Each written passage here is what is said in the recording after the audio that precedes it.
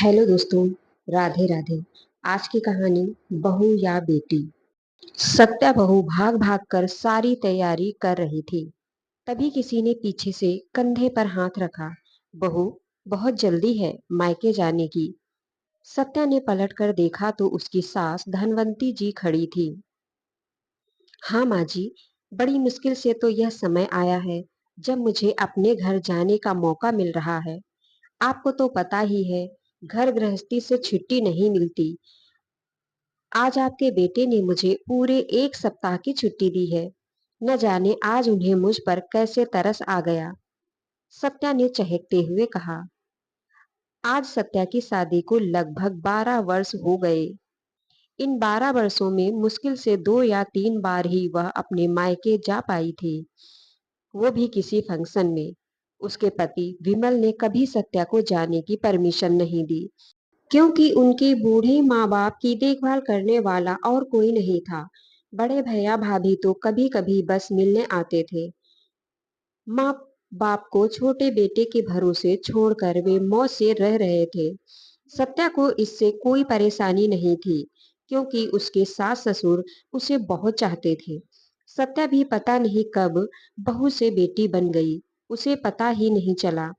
दिन भर काम में व्यस्त रहती थी।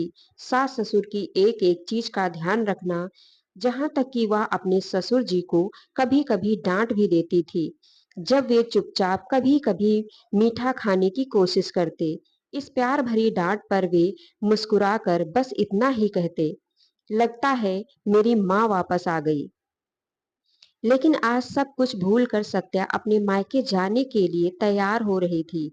विमल ने उसे खुद छोड़ने जा रहे थे। जाते समय सत्या ने अपने सास ससुर के पैर छूते हुए कहा, पापा जी, आप परहेज से रहना और मीठा तो बिल्कुल मत खाना। मम्मी जी, मैंने मेड को बोल दिया है, वो आप दोनों को समय पर दवाई देगी। आप अक्सर दवा लेना भूल जाती हैं। जब मैं वापस आऊं तो आप दोनों ऐसे ही स्वस्थ मिलने चाहिए। लेकिन बाबूलाल जी और धनवंती जी दोनों के चेहरे उदास थे। इस उदासी का कारण सत्या भी नहीं जान पाई। उसे लगा जैसे वे उसके जाने से दुखी हैं। सत्या उनका आशीर्वाद लेकर जल्दी से गाड़ी में बैठकर चली गई। उनके जाने के बाद बाबूलाल जी ने धनवंती से कहा, चल अब मेरा भी सामान पैक कर दे। शायद तेरा मेरा साथ यहीं तक था।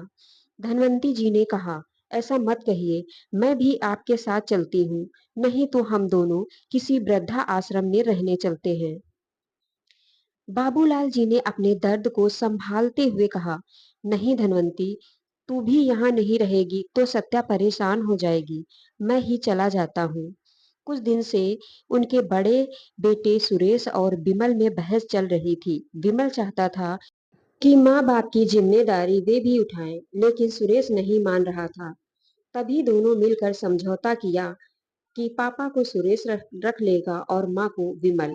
लेकिन सत्या के रहते ये संभव नहीं था, इसलिए विमल ने बहाने से सत्या को उसके मायके भेजा था। अगले ही दिन सुरेश अपने पिता को लेने आ गया। धनवंती जी का रो रो कर बुरा हाल था। दुखी मन से बाबूलाल जी सुरेश के साथ चले गए। धनवंती जी को लगने लगा जैसे उनकी जिंदगी का मकसद खत्म हो गया है। वे चुपचाप अपना कमरा बंद करके बैठी रहती थी, न खाने की सुध न दवाई की। उधर यही हाल बाबूलाल जी का भी था। एक दिन विमल ने सत्या को फोन किया, सत्या, मम्मी की तबीयत ठीक नहीं है, तुम जल्दी से आ जाओ। उन्हें अस्पताल में एडमिट किया है। सत्या जल्दी से अस्पताल पहुंची। माँ जी, क्या हो गया आपको? डॉक्टर साहब, ये तो अच्छी भली थी, इन्होंने खाना पानी छोड़ दिया था, जहां तक की दवाई भी नहीं ली है। करीब 3 दिन से कुछ नहीं खाया है। डॉक्टर की बात सुनकर सत्या माँ जी की ओर देखकर बोली, क्या हुआ माँ जी, ये सब क्या है? कोई बात हुई है? मुझे बताइए। बस बेटी, तू कब बहू से बेटी बन गई पता नहीं चला। तूने हमारा बहुत ध्यान रखा है। बस एक उपकार कर दे, अपने ससुर का ध्यान रखना। मेरे बाद वो बहुत अकेले हो जाएंगे। मैं उनकी जिम्मेदारी तुझे सौंप कर जाना चाहती थी, इसीलिए जिंदा हूँ। सत्या इससे पहले कुछ समझ पाती, धनवंती जी की गर्दन एक ओर लुढ़क गई। सत्या और विमल जब माँ को लेकर घर पहुंचे तो देखा बाबूजी सुरेश की गाड़ी से उतर रहे थे। सत्या सब समझ गई। उसने गुस्से से अपने पति विमल को देखा और बोली, जो पाप आपने किया है उसका प्रायश्चित तो मैं भी नहीं कर सकती। इतना बड़ा धोखा मुझसे और अपने माता पिता से इतनी नफरत। हे भगवान, अब हमें कौन बचाएगा? माँ का तो आपने दिल दुखाया है, उसका प्रायश्चित करने के लिए आपको न जाने कितने जन्म लेने होंगे। विमल बस फूट फूट कर रो रहा था। मुझे क्या पता था ये सब हो जाएगा। इधर बाबूलाल जी गुमसुम से बैठे थे। वो न रो रहे थे न किसी से बात कर रहे थे। सत्या ने जाकर उन्हें संभाला तो वो बोले, बेटी, मेरा आशीर्वाद हमेशा तेरे साथ रहेगा। बस अब मैं जी नहीं पाऊंगा। यह कहकर वे सत्या की गोद में लुढ़क गए। सत्या ने उन्हें उठाने की कोशिश की, लेकिन बाबूजी जा चुके थे। तो दोस्तों, कैसी लगी ये कहानी? कमेंट करके अवश्य बताएं। Thanks for watching.